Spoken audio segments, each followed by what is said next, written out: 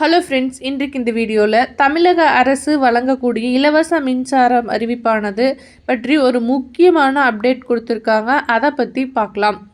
தமிழக அரசு விவசாயிகளின் நலன் கருதி நீர்ப்பாசனத்துக்காக இலவச மின்சாரத்தினை வழங்கிட்டு வர்றாங்க. இந்த திட்டத்தின் கீழே வருடந்தோறும் 50,000 மின் இணைப்புகள் வழங்கப்படுகிறது.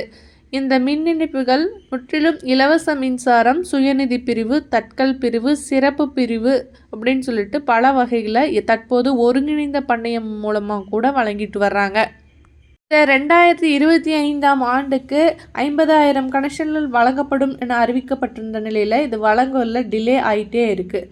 ஸோ இந்த நிலையில் தற்போது சட்டமன்ற தேர்தல் இன்னும் 8 மாதங்களில் நெருங்கி வருவதால் உடனடியாக விரைந்து வழங்குவதற்கான நடவடிக்கைகளும் எடுத்துகிட்டு வராங்க.